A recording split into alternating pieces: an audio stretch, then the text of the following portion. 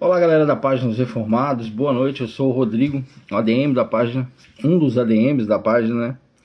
E hoje eu gostaria de fazer um estudo com vocês. Já há algum tempo aí que eu tinha em mente fazer um vídeo, na verdade, mas eu não consegui, que devido a um probleminha no meu celular. Eu ia fazer o vídeo, postar no canal e então postar na página. Mas como eu não consegui, resolvi fazer uma live, né? E quantos de vocês sabem o que é paralelismo, né? Paralelismo é quando a gente coloca duas coisas, uma do lado da outra, né, a nível de comparação.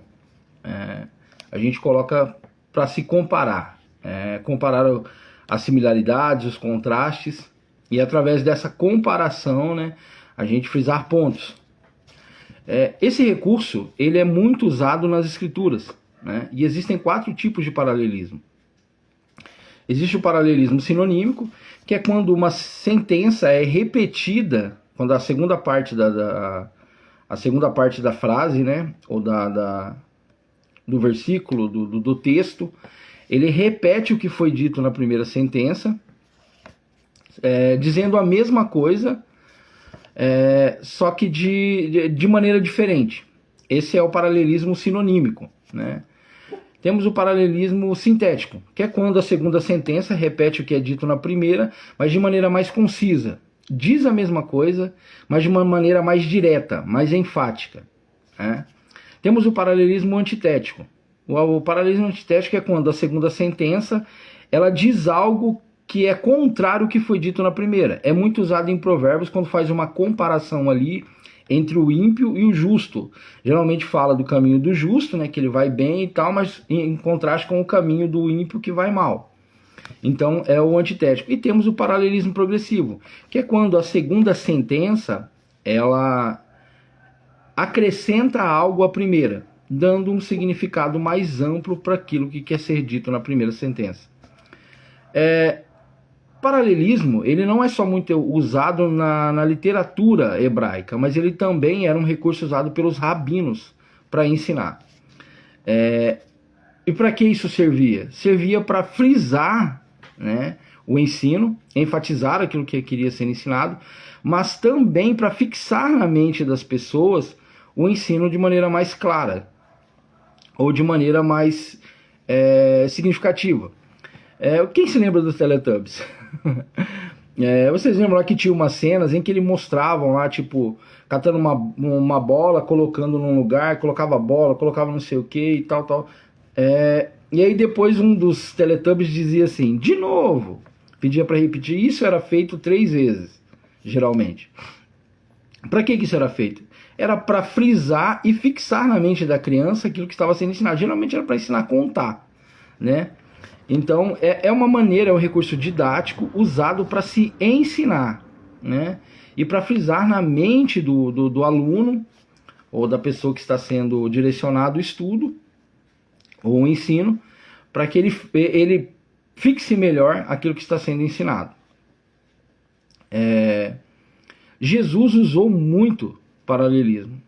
Se você, depois dessa noite, eu espero que você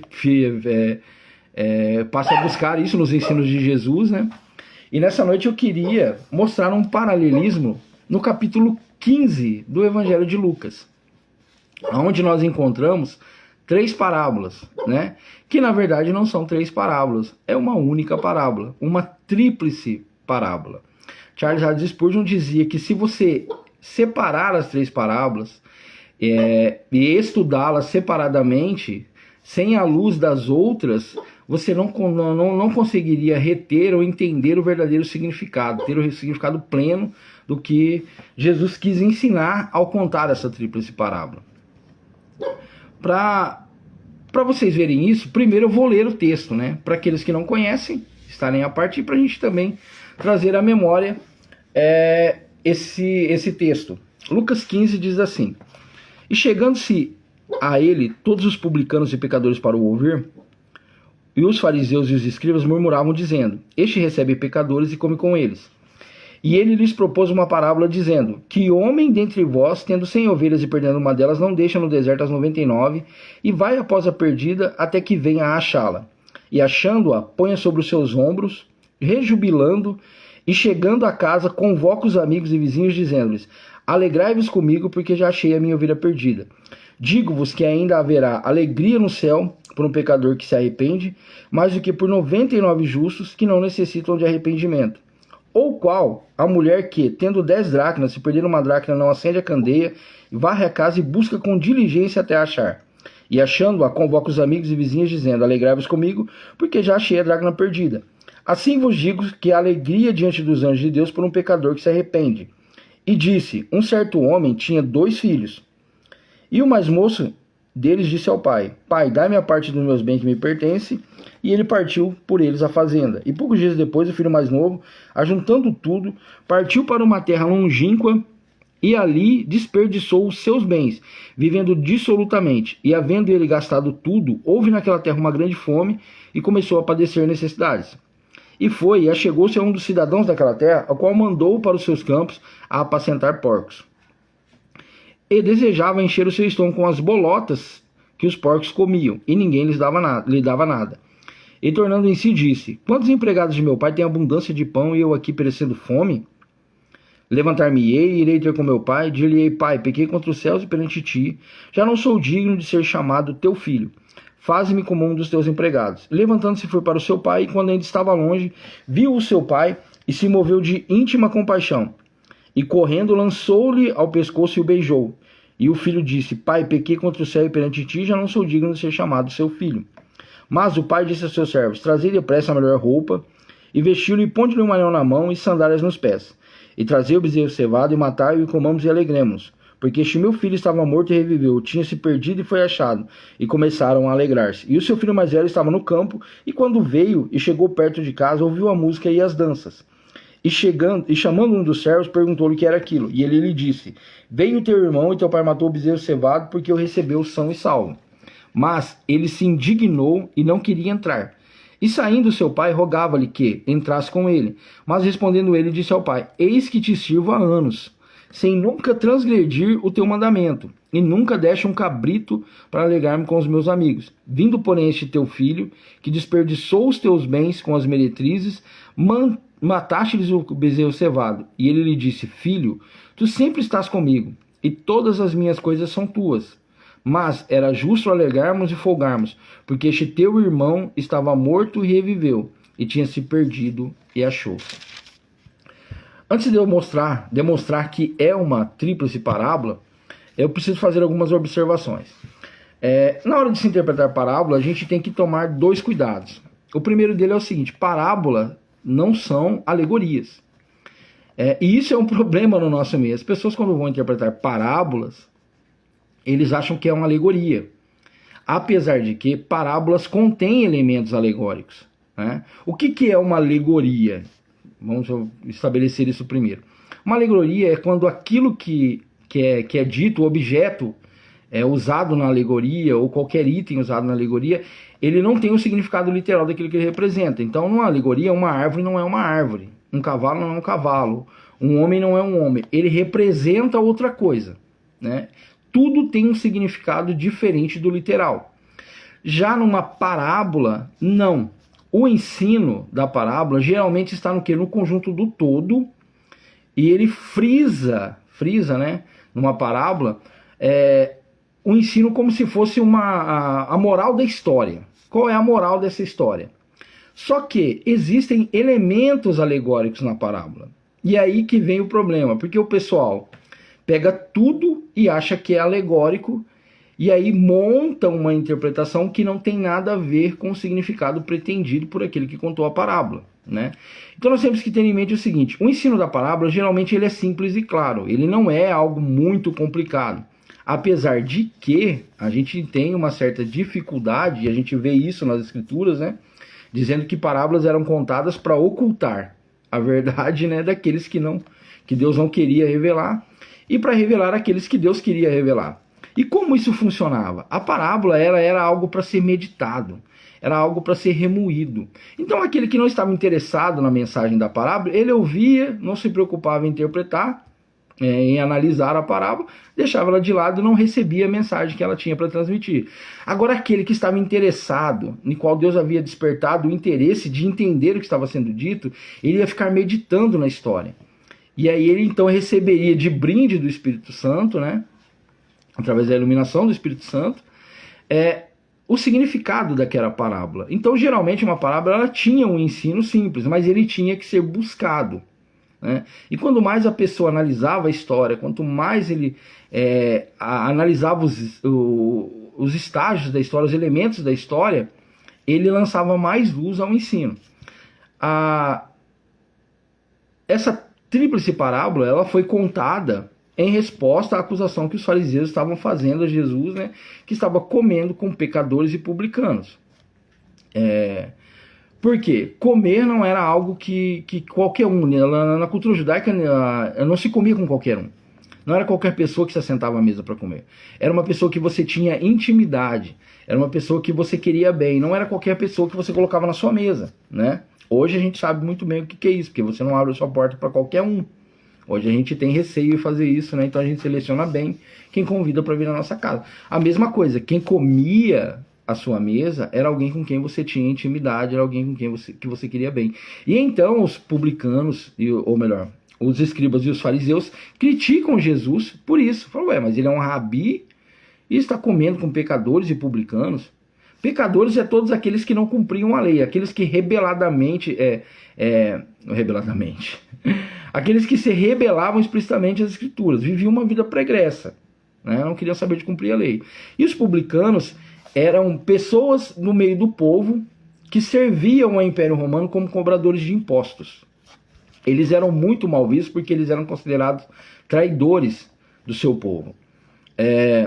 O Império Romano adentrava a Terra, para vocês entenderem como é que funcionava. O Império Romano invadiu a Terra, eles não sabiam quem eram as pessoas verdadeiramente ricas, né? Não sabiam a dimensão das posses das pessoas.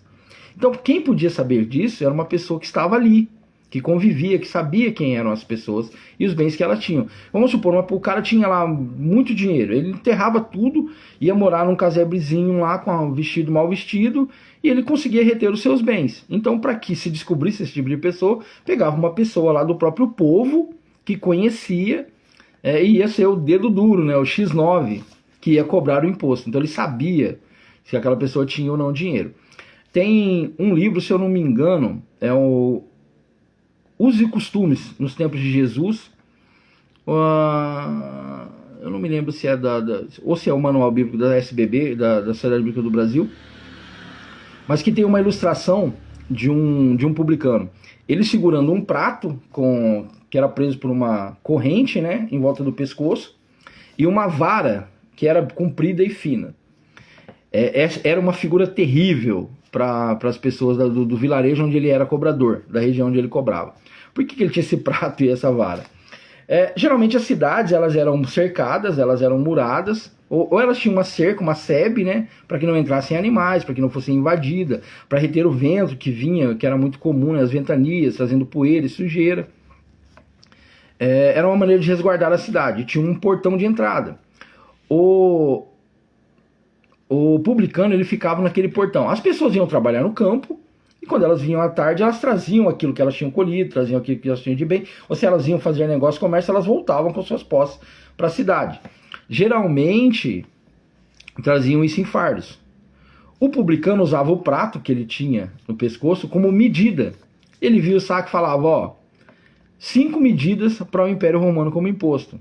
3 era do Império, 2 era dele. Eles extorquiam o povo. Além deles serem o dedo duro, fazendo um trabalho sujo, eles também roubavam, né? Eles extorquiam, porque era daí que eles tiravam o seu alimento. Às vezes o Império recebia 2, eles recebiam 3. Vai do publicano.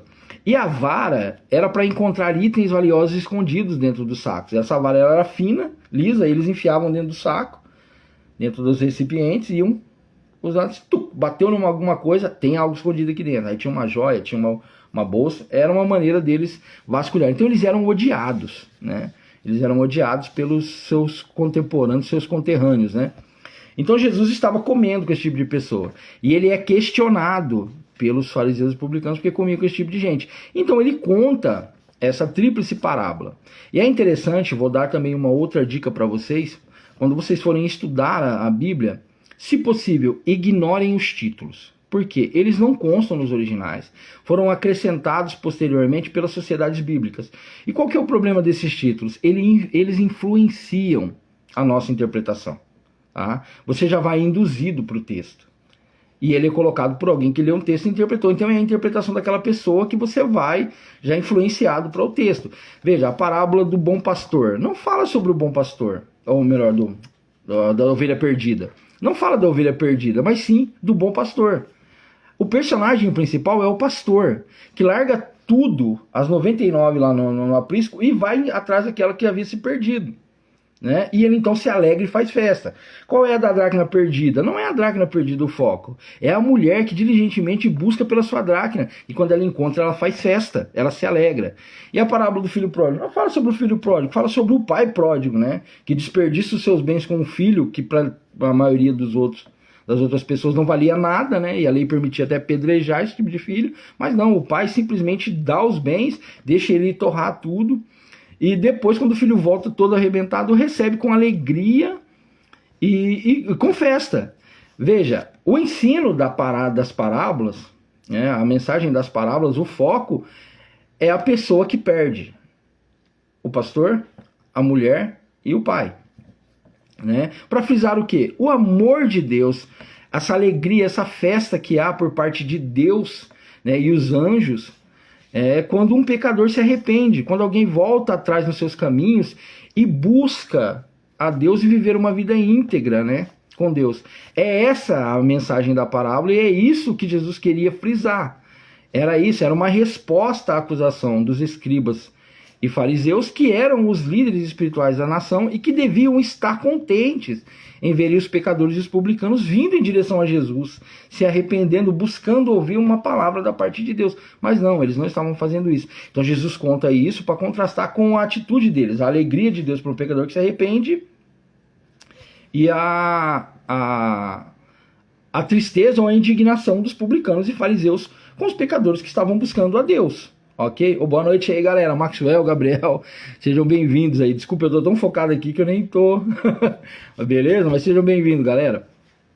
Então, essa é a mensagem da parábola, da tríplice parábola. É isso. Só que aí entra o paralelismo. Por quê? Porque depois as pessoas iam meditar nas três histórias e iam começar a fazer as comparações, colocar lado a lado e vendo aquilo que se comparava, no que se acrescentava, no que tinha de mais, o que tinha de menos, e extrair da parábola um ensino mais amplo. A mensagem é essa, que eu disse agora há pouco, em relação ao amor de Deus e aí o contraste com a indignação dos escribas e fariseus. Mas, conforme eles fossem meditando na história, eles iam lançar mais luz a essa verdade. Era essa a ideia do recurso do paralelismo, né, que existe nessa tríplice parábola. Agora eu vou mostrar para vocês por que é uma tríplice parábola. Vamos lá. Quando eles acusam Jesus de estar comendo, né, com pecadores e publicanos, Jesus no versículo 3 diz assim, né, o texto diz assim: e ele lhes propôs esta parábola. Não é estas, é esta, no singular. E ele então conta a parábola da ovelha perdida, né? Vou chamar pelos nomes comuns, porque é para vocês entenderem. Conta a parábola do pastor que perde a sua ovelha. E então ele conclui dizendo, digo-vos que haverá alegria no céu por um pecador que se arrepende, mais do que por 99 justos que não necessitam de arrependimento. E então, ou qual a mulher que tendo 10 dracmas, se perder uma dracma, não acende a candeia, vai à casa e busca com diligência. Veja, sentença de continuidade. Ele não encerra a parábola e explica, sei lá, conversa, não, ele continua. Ele continua, porque há mais. Ele conta a primeira parte da parábola e agora ele vai contar a segunda, que é a da dracma perdida ou da mulher que perde uma dracma e busca diligentemente por ela. E aí então, no finalzinho ele diz assim, no versículo 10. Assim vos digo que há alegria diante dos anjos de Deus por um pecador que se arrepende. E disse, vejam, sentença de continuidade, um certo homem tinha 2 filhos, e conta a parábola do pai diligente e do pai pródigo. Veja, é uma parábola contada em 3 partes. Lembre-se, o paralelismo, ele serve para isso, para fazer a comparação. Quando as pessoas ouviram essa tríplice parábola, a primeira coisa que salta à mente do ouvinte é o quê? O 3. Né? Nós devemos tomar em conta que, provavelmente, em primeira instância, eles não tiveram uma compreensão do todo do que isso representava, porque a revelação é progressiva e ela ainda não era plena. Então não se tinha uma visão completa da Trindade. Né? Tanto que a gente vai ver lá depois Paulo, quando vai rebatizar os discípulos de João, eles disseram que nem havia ouvido falar sobre o Espírito Santo. Vejam, então quem vai ter essa visão plena vão ser depois da morte e ressurreição de Jesus, quando os apóstolos, né, eles dão uma revelação completa, demonstrando a triunidade de Deus, Pai, Filho e Espírito Santo, tá? Mas quem ouvia, automaticamente percebia esse 3. Aí depois que Jesus foi morto e ressurreto, e houve uma revelação plena, né? Se cumpriu a revelação, né? o ápice da revelação de Deus em Cristo Jesus, as pessoas, relembrando dessa tríplice parábola, com certeza iriam se tocar desse ponto, que é o número 3, automaticamente nos faz lembrar da Trindade, não é? E vejam, nós temos 3 pessoas na Trindade e nós temos 3 parábolas. Isso é sugestivo. Vamos lá. Qual é a primeira parábola? É a parábola do bom pastor, não é? Quem se referiu a si mesmo como o bom pastor? Jesus Cristo. Ele disse, eu sou o bom pastor, e o bom pastor dá a vida pelas suas ovelhas. Vejam, a parábola do bom pastor é uma parábola que se refere a Jesus Cristo. Ok? Por eliminação, vou pular a segunda parábola, que é da mulher que perde uma dracma, e vou para a última parábola, que é a eliminação lógica, né, para ficar mais fácil. É a parábola do pai pródigo, né? Quem que é representado na Trindade pela figura de um pai? É Deus Pai, né? Então, a terceira parte da parábola, a terceira parábola da tríplice parábola, é a parábola do pai. E aí sobra o quê? O Espírito Santo, e sobra a parábola da dracma perdida. Ah, mas o Espírito Santo é representado por uma mulher? Não. É o seguinte, quem é representado nas Escrituras por uma mulher é a igreja. Tá? Mas a igreja, ela só é corpo de Cristo, ela só é a noiva de Cristo em um corpo, mediante a união pelo Espírito Santo, que une os membros, tornando um único corpo. Né? Então a igreja, ela é, vamos dizer assim, o receptáculo do Espírito Santo. E ela só é a igreja mediante o Espírito Santo. Então a parábola da mulher que perde uma dracma é a parábola do Espírito Santo. Ok? Então vamos lá, analisar a primeira palavra à luz disso. Jesus é aquele que veio em meio às trevas da humanidade, né, do mundo perdido pelo pecado, em busca daqueles que se perderam.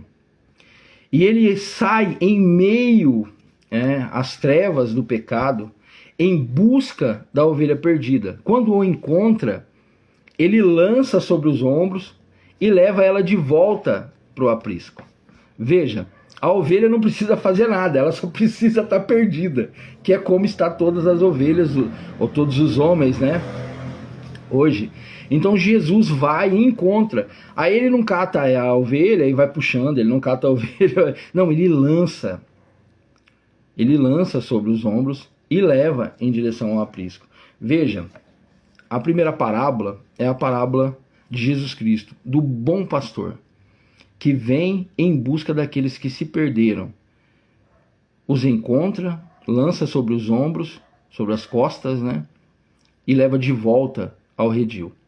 Ok? A segunda parábola é a parábola do Espírito Santo ou da igreja. Veja, essa mulher, ela perde uma dracma. Para a gente entender o significado disso, o que é uma dracma, né, o que isso representava, todas as moças, quando casavam, elas recebiam um dote. Esse dote, ele tinha algumas funções. Era uma, vamos dizer assim, era uma maneira de dar segurança para aquela pessoa, para aquela mulher. Se ela, porque assim, a mulher casava, ela saía da casa do pai e ela ia para casa do marido. Se o marido morava em outro lugar longe, ela ia morar com o marido lá. Se o marido mudasse para outro país, para outro lugar, ela ia atrás com o marido. Se chegando lá, o marido morresse, ela não tivesse filho, ou se acontecesse alguma coisa e ela acabasse ficando sozinha, ela precisava voltar para casa do pai. Ou se o marido a despedisse, desse carta de divórcio por qualquer motivo lá, um motivo qualquer, ela precisava voltar para casa dos pais. Então ela tinha vamos dizer assim, essa segurança que eram essas moedas, que é a dracma. Alguns estudiosos dizem que essas dracmas geralmente tinham furos no meio, onde ela colocava um cordão e colocava sobre as vestes, ou no pescoço, ou um cinto, né? Então ela tinha isso daí como uma segurança, tá, para ela. Veja, era algo de muito valor para aquela mulher. Quando ela perde uma dracma, ela faz o quê? Ela levanta tudo. Ela varre debaixo de tudo. Ela acende uma candeia para iluminar tudo. Ela varre tudo. Ela procura diligentemente. A parábola da dracma perdida, ou da mulher que perde uma dracma, é a parábola da igreja, que usa de toda a instrumentalidade às suas mãos para buscar aqueles que se perderam. Aí nós vemos os ofícios, o evangelismo, a pregação, o estudo, a comunhão, o culto, né? Essas são as maneiras que a igreja tem de buscar, dentre outras que derivam dessa, né? O evangelismo com panfleto, a divulgação de livros, vídeos no YouTube, vídeos na internet, cultos transmitidos, cultos na prisão, culto em albergues, trabalhos sociais. É a instrumentalidade da igreja, buscando de maneira diligentemente aqueles que se perderam, ok? E a última parábola, né, a parábola do pai pródigo, né, do filho pródigo, é a parábola do pai, né? É o pai que ama, né, o filho ao ponto de dar a ele a liberdade para tomar as suas decisões. Vejam bem, nós não estamos falando de livre-arbítrio aqui, quando se fala dessa liberdade. Mas veja que não é um Deus que obriga, não é um Deus que impõe, né? É um Deus que busca, mas com base no quê? No seu amor. Porque o filho volta lembrando de como era a casa do pai, né? É com o amor do pai que ele é alcançado. É pelo amor do pai que ele volta para a casa do pai. Porque ele para fazer comparações. Aqui eu estou comendo lixo e eu estou querendo comer lixo, lavagem, e ninguém quer me dar. Na casa do meu pai, nem os servos do meu pai passam muito bem. Ele começa a olhar e ver quanto o pai é bom. Ele começa a lembrar de quanto o pai é generoso, de quanto o pai trata bem até mesmo os servos da sua casa. Vejam, é a figura do pai que atrai o filho de volta, tá? Então a parábola do pródigo, ou do pai pródigo, do filho pródigo, é a parábola que representa a pessoa de Deus, ok? Vejam, nós temos também 3 valores, né? Eu vou frisar isso para vocês. As pessoas que depois ficavam meditando nessa tríplice parábola, elas iam pegando essas coisinhas e começando a fazer a relação. Porque essa é a ideia do paralelismo, é colocar lado a lado para se comparar. Vejam, haviam 3 valores, 3 coisas perdidas, né? 3 bens que se perderam, né? Primeiro se perde uma ovelha de 100, né? Depois se perde uma moeda de 10. E em terceiro lugar se perde um filho de 2. Veja, no primeiro 10%, ou melhor, no primeiro 1%, né? 1 de 100. No segundo 1 de 10, 10%. E o terceiro 1 de 2, 50%. Vejam, por isso que é uma parábola, um paralelismo progressivo, né? Vai acrescentando luz. Vejam, o valor vai aumentando, vai se agregando valor àquilo que foi perdido. Qual que é o ensino que a gente extrai daí? Para Deus, todo o perdido que é encontrado é extremamente valioso. Para Deus, todo aquele que se perde e é encontrado é um bem de extremo valor. Para nós, isso quer dizer o quê? Nós não selecionamos quem nós evangelizamos. Nós não selecionamos as pessoas que nós achamos que merecem ser salvas. Tá? Nós anunciamos para a prostituta, nós anunciamos para o morador de rua, nós anunciamos para o adúltero, mas nós anunciamos também a mensagem salvífica para o dono da padaria, que tem condições financeiras boas e é uma pessoa de caráter, é uma pessoa íntegra, mas que não tem Deus. Nós anunciamos para o político corrupto o evangelho. Nós anunciamos para a dona de casa, nós anunciamos para a criança, para o velho, para o jovem. Então nós não temos que selecionar quem tem dinheiro, quem não tem dinheiro. Nós temos que buscar anunciar o evangelho a todos, porque todo perdido para Deus é valioso, tá? Todo perdido para Deus é um bem muito precioso, tanto que ele não mediu esforços para encontrá-lo. Ele enviou o seu filho para morrer na cruz por eles. E nós, representados na figura do Espírito Santo e da igreja, não devemos medir esforços para buscar aqueles que se perderam. Então nós devemos usar de todos os recursos à nossa mão, seja evangelismo, seja culto, seja mensagens escritas, seja distribuição de livros, seja comunhão, abrindo a porta da sua casa para receber um grupo de estudo, seja discipulando o seu amigo, o seu colega de trabalho, no trabalho, orando pelas pessoas, mandando mensagens de WhatsApp, chamando ela para conversar, se preocupando com os problemas dela, querendo se envolver, se relacionar. Nós não devemos medir esforços, porque todos os perdidos para Deus são valiosos. E nós não sabemos quais são os perdidos que Deus escolheu ou elegeu salvar. Então, para nós, todos são valiosos. Para Deus, aqueles que ele perdeu são um bem muito valioso, né? E já na parábola do pai pródigo, nós vemos ali os 50%, né? Então, para Deus, não há distinção entre um filho e outro. Para Deus, todo filho é valioso. Para ele não tem filho que é mais valioso. Eu sempre ouvi o pessoal falar assim, para Deus todos os filhos são iguais. Deus não tem filhos preferidos, mas ele tem amigos íntimos. Uma falácia do mundo. Deus não tem filhos preferidos e também não tem amigos íntimos, né? Ele tem filhos que ele ama. E quem são esses filhos? Todos os salvos. O preço que ele pagou por cada um deles é o mesmo. Tá? A atenção que ele dispensa a cada um deles é a mesma. Cada um tem a sua função, cada um tem o seu papel, cada um tem o seu chamado, tá? Mas isso Deus não faz porque ele prefere uns a outros, né? Porque geralmente aqueles que a gente quando vai ler as escrituras, né, o que a gente acha que é os que Deus mais ama, são os que acabam sofrendo mais. Veja os apóstolos. Veja a morte que esses homens tiveram, perderam tudo. Viram coisas incríveis, viram milagres incríveis, foram usados por Deus, mas perderam muito também. Veja os profetas. A vida dos profetas, mortos.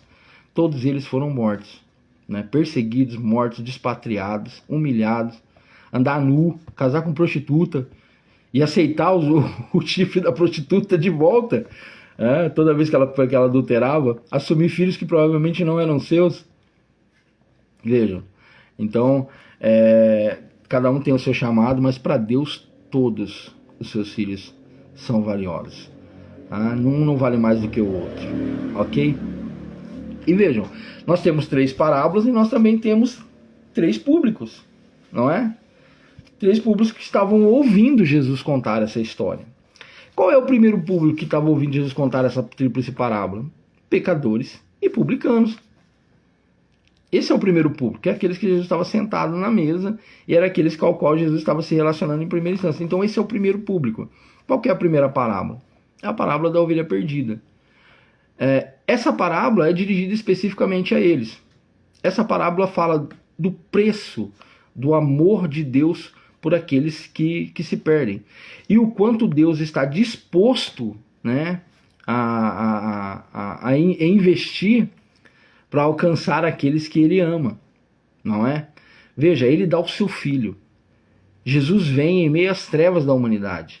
Ele possibilita toda a obra da sua ação mediante o seu sacrifício. Ele dá a vida pelas suas ovelhas, porque ele as ama. Imagine um pecador, um publicano e um pecador ouvindo essa parábola, imaginando o pastor indo em direção a ele, cuidando das suas feridas, jogando bálsamo, fazendo-lhe um com afago, lançando sobre os ombros e levando para casa e fazendo festa, porque o encontrou. Cara, é a coisa ali, é que é lindo demais, né? Então, essa primeira parábola é dirigida explicitamente aos pecadores e publicanos. A segunda parábola, como eu falei, é a parábola do Espírito Santo, mas é a parábola da igreja. Essa parábola é dirigida para quem? Para os discípulos, que é o segundo grupo que estava ali ouvindo a mensagem, que não se separavam de Jesus. Essa parábola é para aqueles que iriam seguir a Cristo e que deveriam entender que não deveriam medir esforços para alcançar aqueles que se perderam. Era responsabilidade deles. Era responsabilidade deles ir em busca daqueles que se perderam. Cristo possibilita a salvação, né? E ele então volta ao seio do Pai quando ele é ressurreto, e ele deixa essa obrigação para a igreja. É a igreja que vai em busca daquele que se perde. É ela que é a luz da palavra, né? E a luz do Espírito Santo.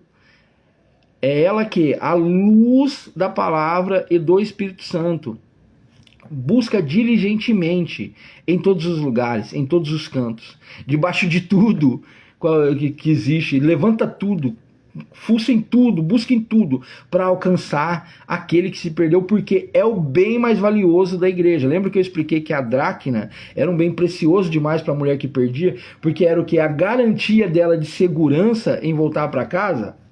Peguem bem aí a mensagem. Igreja que não evangeliza, cristão que não está preocupado em alcançar perdidos, tem um sério problema. Tá? Eu questiono o cristianismo de quem não está preocupado em alcançar almas perdidas. Tá? Se nós levarmos por esse lado da parábola, é a garantia de voltar para casa. Então, se você não está preocupado com aquele que se perde, para você ele não tem valor. Se ele não tem valor, você não está preocupado em voltar ou não para casa. Né? Então veja, é uma característica de uma igreja saudável ir em busca daqueles que se perderam. Ok? E agora nós temos um terceiro público que está ali ouvindo. Quem que é esse terceiro público? Os escribas e fariseus. Qual que é a parábola contada para eles? É a parábola do pai pródigo, né? Ou a parábola do filho pródigo, como comumente é conhecida. Vejam, há algo muito interessante aí nessa parábola, porque é quebrado o fluxo, né? Veja, é paralelo, tá vendo a comparação?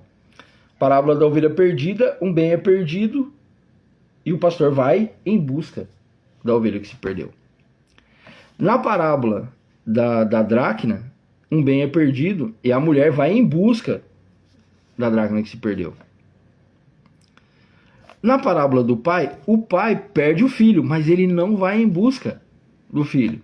Por quê que ele não vai em busca do filho?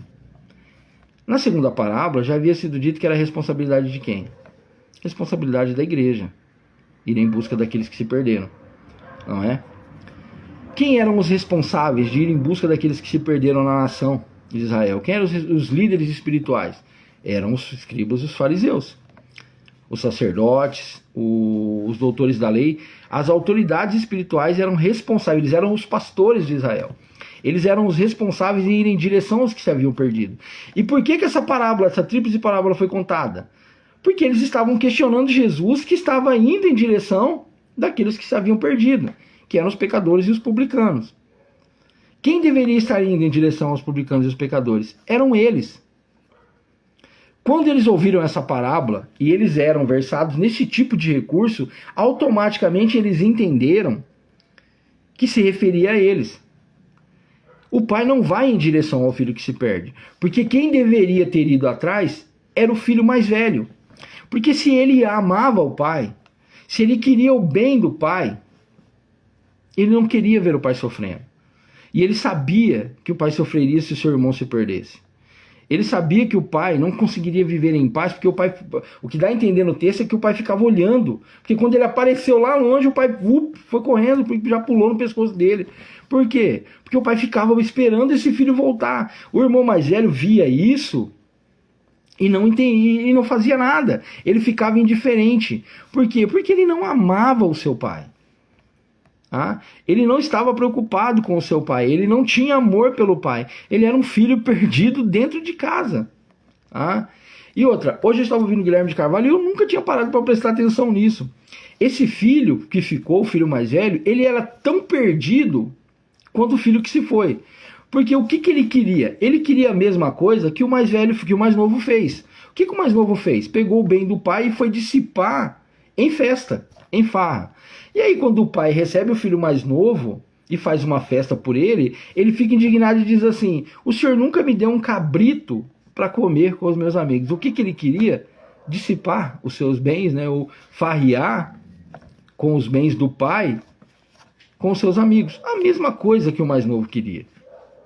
Por quê? Porque ele era tão perdido quanto o mais novo. Veja, Jesus está dando um tapa na cara dos escribas e dos fariseus.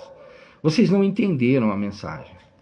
Vocês não entenderam. Eram vocês que deveriam estar buscando esses perdidos. Eram vocês que deveriam estar aqui atrás desses que se perderam, dos pecadores e dos publicanos. Mas muito pelo contrário, vocês estão aí indignados porque no final das contas vocês estão tão perdidos quanto eles. Vocês não têm diferença entre um e outro. A diferença é que esses estão perdidos fora da casa. Vocês estão perdidos aqui dentro. Veja, o publicano, o escriba e o fariseu entenderia isso na hora. Só que também é interessante que o pai, o filho fica indignado e não quer entrar. E o pai vai em direção ao publicano e fariseu. E é uma coisa que eu acho engraçado, é que geralmente, por influenciados pela má atitude de publicanos ou de fariseus, de escribas em relação a Jesus, a gente lê a Bíblia achando que Jesus não amava também essas pessoas e não tinha eleitos no meio deles, né? Que ele não se importava. Tanto que tem muita gente que gosta de frisar isso, né? Jesus nunca criticou, bateu de frente com os pecadores, mas sempre bateu de frente com os religiosos, né? Mas ele também morreu por esses. Tá? Nós vamos ver, né, alguns personagens que eram fariseus, Paulo, Nicodemos, né, que depois são alcançados pela mensagem do Evangelho. Então Deus tem eleitos em meio a essa classe também. E essa parábola é uma parábola que nivela eles, né, os religiosos com os pecadores em termos de perdidos, mas ao mesmo tempo coloca eles na mesma categoria de filhos. Veja, Deus também os amava. Jesus não estava contando aquela parábola só para dar um tapa na cara dos fariseus e dos escribas, mas também estava dizendo para eles que eles precisavam voltar para casa, que eles precisavam ir em direção ao Pai, que eles precisavam parar de olhar para o Pai como um Pai ruim, que não repartia nada, que não tinha nada de bom para eles, e perceber que eles estavam dentro da casa do Pai, tendo direito a gozarem de tudo que o Pai tinha, mas não estavam aproveitando porque não queriam, né? Porque eles foram os primeiros a receber a mensagem. A Bíblia diz que eles são os detentores da verdade, da parábola, e eles receberam a profecia, né? Os judeus, e principalmente nos seus líderes que ficaram responsáveis de propagar essa mensagem, essas profecias, mas eles não estavam nem aí. Eles estavam buscando barganhar com Deus, né? Quando na verdade eles já tinham os direitos de filho. Eles não entenderam isso. Então Jesus conta essa última parábola não só para dar um tapa na cara dos fariseus, mas também para mostrar para eles que Deus também estava em busca deles. Que o pastor que eles estavam rejeitando também estava em meio às trevas da humanidade, buscando eles que eram ovelhas perdidas. Ou que a igreja, né, que viria depois, ela também estava lá para recebê-los e os procurando. Então é um chamado também ao arrependimento por parte desses líderes. Então veja, vamos fazer aí relembrar. Paralelismo é quando a gente coloca algo um do lado do outro a título de comparação. A tríplice parábola de Lucas é um paralelismo progressivo. A primeira parábola é a parábola de Jesus Cristo, né? A parábola do Filho, do bom pastor. A segunda parábola é a parábola do Espírito Santo, representada na pessoa da igreja. A terceira parte da parábola é a parábola do pai que perde um filho, ou do filho pródigo, é a parábola de Deus Pai, né? Temos 3 valores perdidos para demonstrar o valor que tem para Deus aquilo que se perde. Há uma agregação, né? Um agregamento de valor naquilo que se perde para mostrar que é precioso e que todos são iguais. E há 3 públicos: os pecadores e publicanos, que são alvos do amor e do carinho do pastor; os discípulos, que ficariam responsáveis de ir em busca daqueles que se perderam; E os doutores da lei, os escribas, os fariseus, os líderes espirituais da nação, que estavam tão perdidos quanto o filho pródigo, e que também eram alvos do amor de Deus. Amém? Galera, a ideia era mostrar para vocês isso daí, chamar a atenção para esse tipo de recurso que existe nas escrituras e para ensinar, né, um pouquinho também em relação à maneira de se ler as escrituras e interpretá-la, paralelismo, parábola. E eu espero que isso tenha agregado ao conhecimento de vocês e que agora, quando vocês forem ler esse capítulo, vocês leiam com novos olhos. Ok? Abraço, Deus abençoe.